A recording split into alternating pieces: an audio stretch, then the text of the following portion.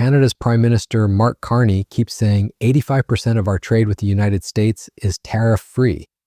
But that's not the whole story. While Trump slams Canada with 35% tariffs on goods that aren't compliant with CUSMA, the reality is far more complicated than Carney's talking points suggest. We're talking about a massive gap between what Canadian politicians claim and what Canadian businesses are actually experiencing on the ground. Thank you for the question. I haven't spoken to the president in recent days. We'll speak when it makes sense.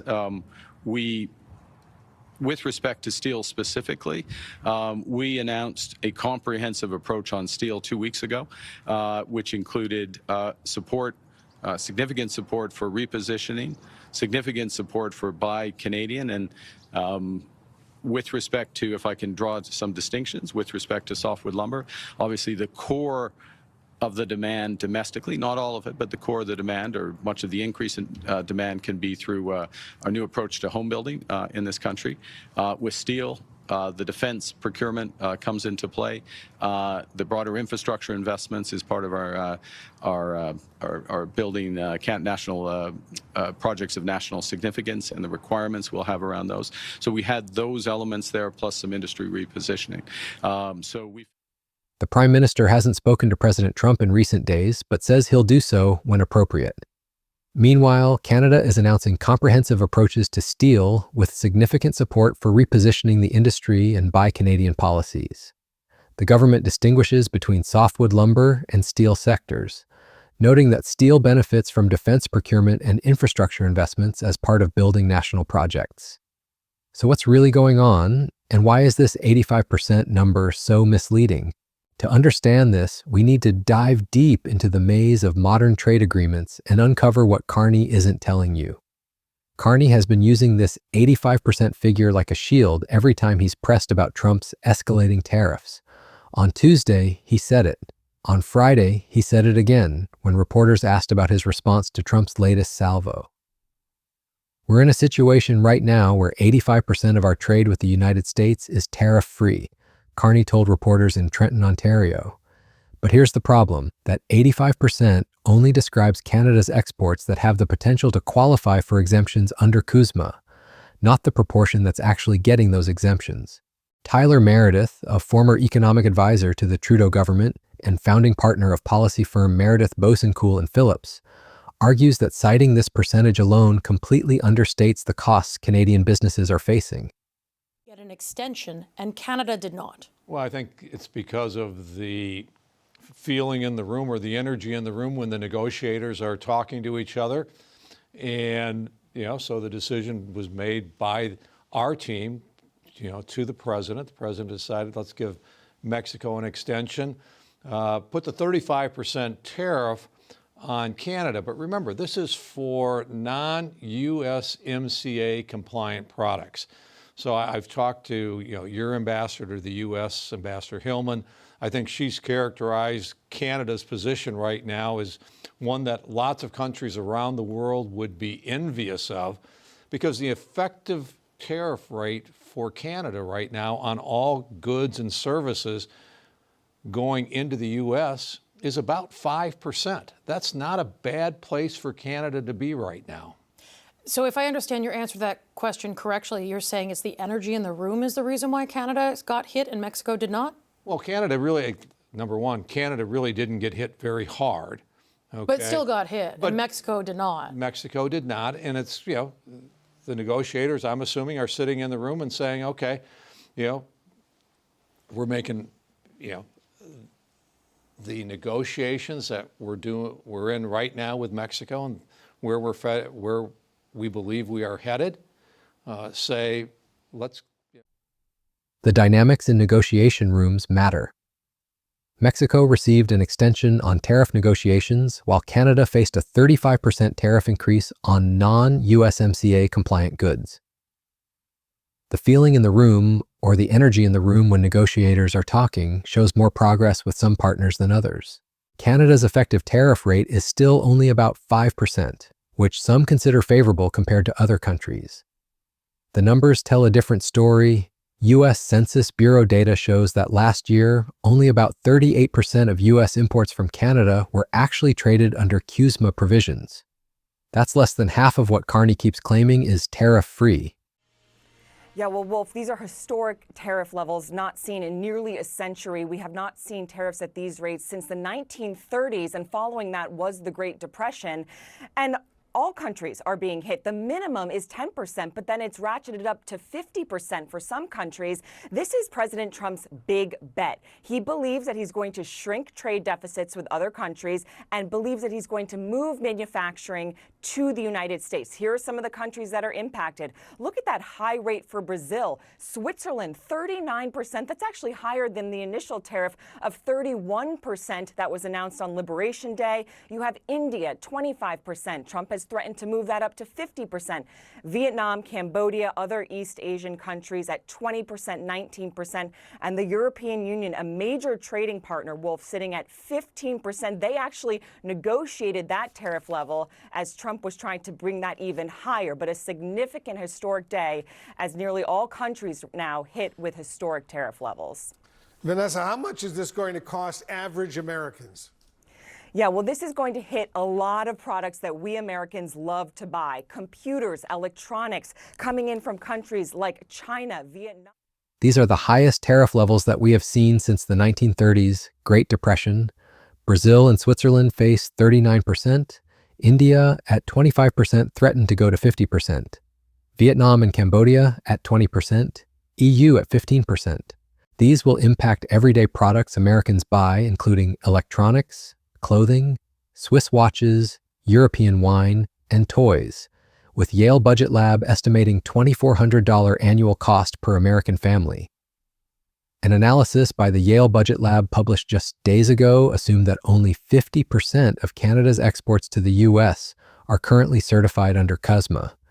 That's still nowhere near Carney's 85% figure. But why is there such a massive gap between what's theoretically possible and what's actually happening? The answer lies in the bureaucratic nightmare that is CUSMA certification. For small businesses, applying for CUSMA exemptions isn't just paperwork. It's a daunting, expensive process that many simply can't afford to navigate. Prior to Trump's tariffs, Canadian exporters could trade with the U.S. under most favored nation status through the World Trade Organization. This allowed them to trade with very low tariffs or none at all without having to register for preferential treatment under CUSMA. It was simple, it was cheap, and it worked. But Trump's trade war changed everything. Now faced with punitive tariffs, Canadian businesses have two brutal choices: take on the costs and complexity of CUSMA certification, or look for markets beyond the United States. Meredith warns that this puts Canada in a uniquely vulnerable position.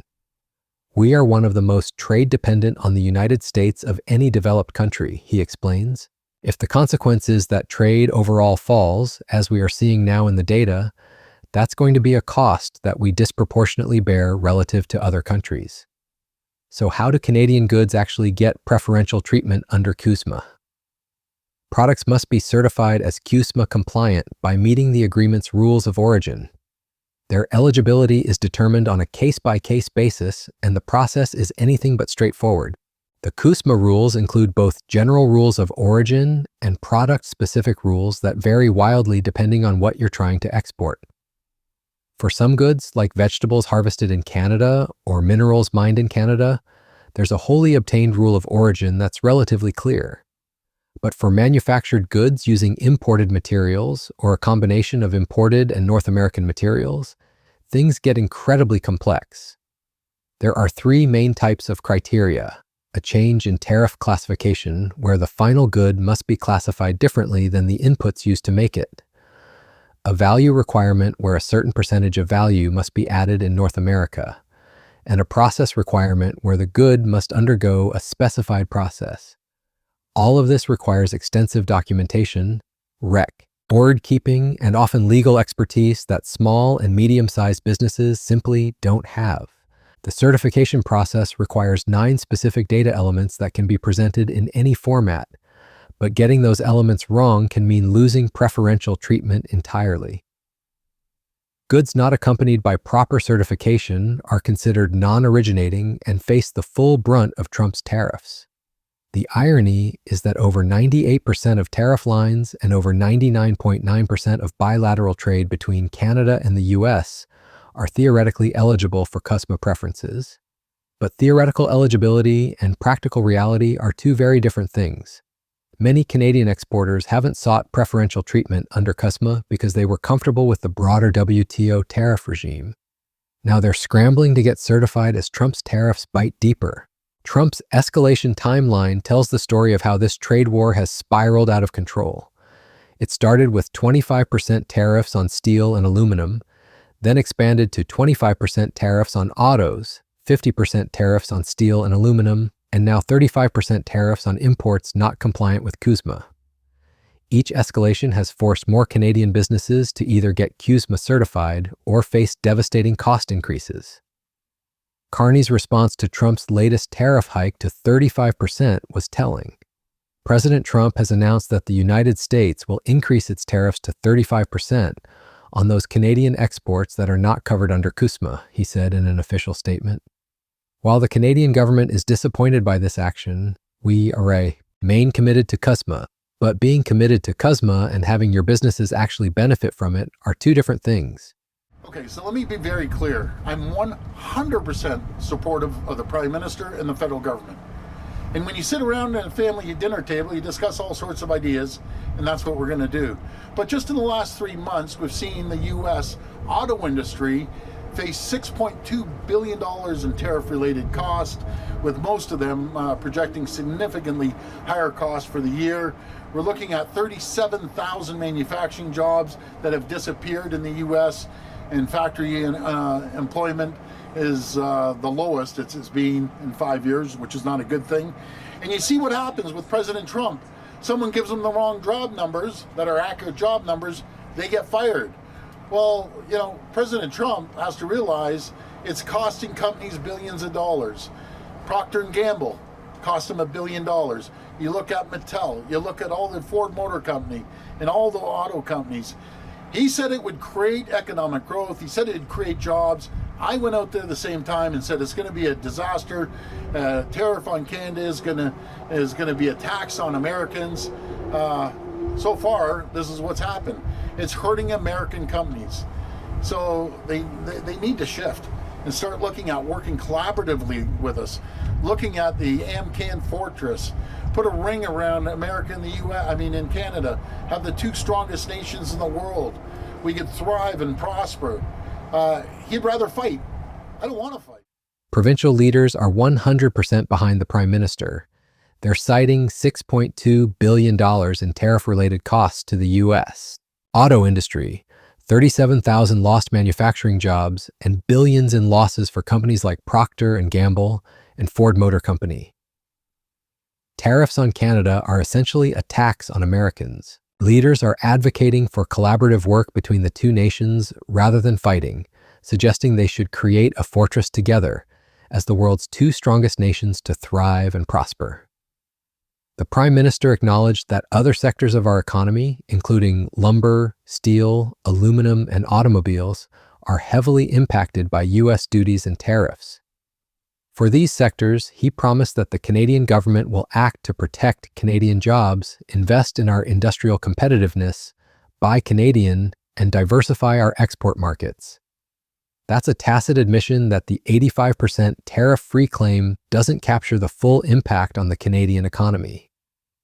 What's particularly striking is how Carney has shifted his approach since taking office. During the election campaign, he promised an aggressive elbows-up approach to Trump, using a popular hockey term. He accused Trump of wanting to break us so America can own us and vowed to take him on.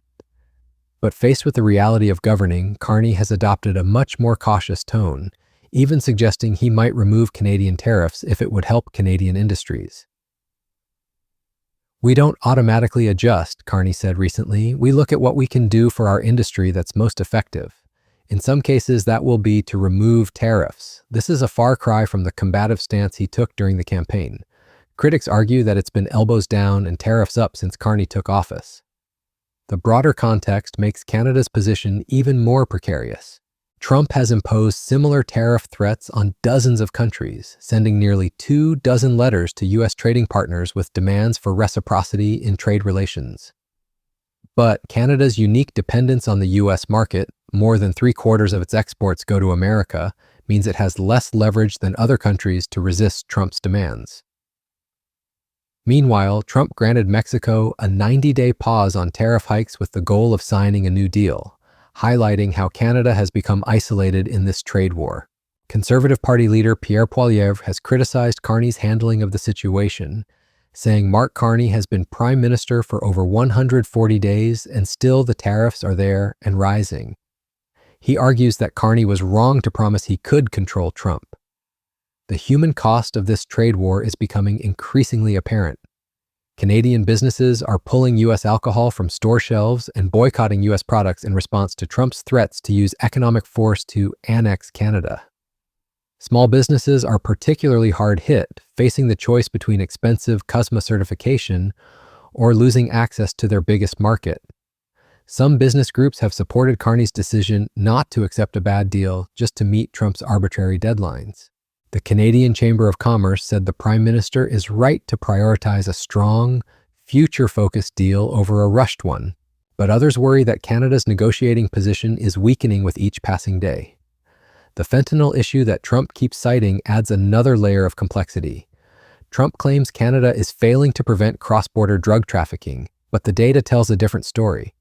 Canada accounts for only 1% of U.S. fentanyl imports, according to Canadian officials. Only 43 pounds of the drug was seized at the northern border during 2024, with an additional 58 pounds confiscated so far this year. Carney has repeatedly emphasized Canada's efforts to address border security, noting that the government has hired thousands of new law enforcement and border security officers, implemented aerial surveillance, and increased intelligence operations.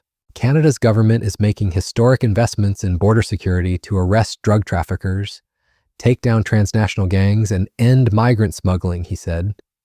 But Trump continues to use the fentanyl issue as justification for higher tariffs.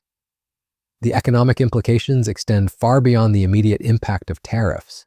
Meredith warns that if trade overall falls, as the data suggests it is, Canada will bear a disproportionate cost relative to other countries because of its heavy dependence on the U.S. market. This could force a fundamental restructuring of the Canadian economy, pushing businesses to diversify into markets that may be less profitable or accessible than the United States. Carney's recent announcement of $700 million in loan guarantees for the softwood lumber industry and $500 million in investments to make the sector more competitive shows how the government is trying to adapt. $1 billion in loan guarantees. This will ensure that forestry companies of all sizes have the competitive financing they need to maintain and restructure, if necessary, their operations during a period of profound transformation. Second, to make the softwood lumber industry more competitive for the long term, we will provide an additional $500 million, largely in grants and contributions to supercharge new product development and new market diversification. Products such as reinforced timber and low-carbon wood fiber-based insulation materials that are used in prefabricated and modular housing. These investments will increase domestic processing and value added, particularly as technology changes the way we build. This new funding will include initiatives to support. The government is announcing $700 million in loan guarantees and an additional $500 million in grants for new product development and market diversification. They emphasize the need to pivot from U.S. dependency, noting that 2/3 of Canadian lumber production and 90% of exports currently go to the United States. The Build Canada Homes program, promising up to $25 billion in financing to private sector home builders, is explicitly designed to create domestic demand for Canadian lumber. We will be our own best customer by relying on more Canadian lumber for Canadian projects, Carney said. But these measures, while significant, can't fully replace the U.S. market overnight. The reality is that Canada's economy was built around North American integration, and untangling those relationships would be costly and time-consuming. The 85% tariff-free claim becomes even more misleading in this context, as it suggests a level of stability and protection that simply doesn't exist for many Canadian businesses. Looking ahead, the situation seems likely to get worse before it gets better. Trump has shown no signs of backing down from his trade war, and his administration has made clear that it views Canada's retaliatory measures as justification for further escalation. The August 1st deadline that came and went without a deal was just the latest in a series of missed opportunities for resolution. What this means for ordinary Canadians is higher prices on imported goods, potential job losses in export-dependent industries, and uncertainty about the future of the world's longest undefended border. The 85% tariff-free claim that Carney keeps repeating may provide political cover, but it doesn't reflect the reality facing Canadian businesses and workers.